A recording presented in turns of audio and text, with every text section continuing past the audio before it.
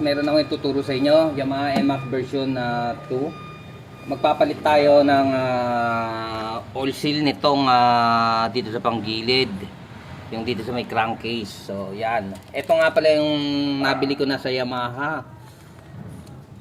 Ang numero niya ay 931-02-24802. So ito na yung bago. Ang ituturo ko sa inyo ngayon ay kung paano tanggalin itong oil seal na ito. Basic lang yan. Yung iba kasi tinatanggal pa itong tornilyo eh. Pero sa akin, hindi ko na kailangan tanggalin yan. Konting sungkit lang yan, basic lang yan. See? Yan lang ka basic. Ito, sira na ito.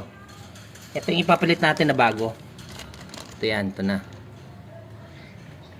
Kasi tumatagas dito yan eh. Pinunasan ko na lang, nilinis ko na lang. Pero ang ano niyan talaga, dugyot na dugyot, kumakalat dito sa ating crankcase. So ito yung kadalasang nasisira sa Yamaha NMAX version 2 and Aerox version 1. Halos similar lang silang dalawa. So yan lang guys. Ang pagkakabit naman niyan, ito ituturo ko na rin. Ito yung panglabas niya, pakitandaan na lang. Ang panlabas niya itong plain. Yung panloob niya itong mayroong spring. So sa loob to.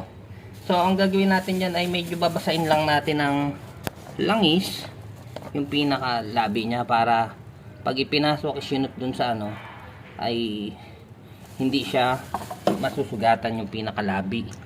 So yan, ganyan lang, basic lang. Lagyan lang ng langis rin. Pinaka labi, babasahin lang ng konti. At yun na. So yan.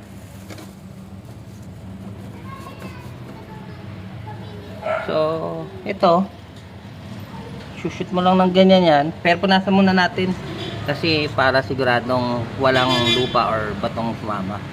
So pag malinis na siya, isasalpak mo lang ng kamay mo para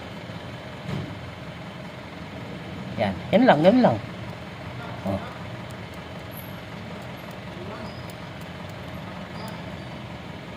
So yun lang guys, yan lang simple. Hindi mo na kailangan pukpukin yan kasi lapat na yan siya. So thank you.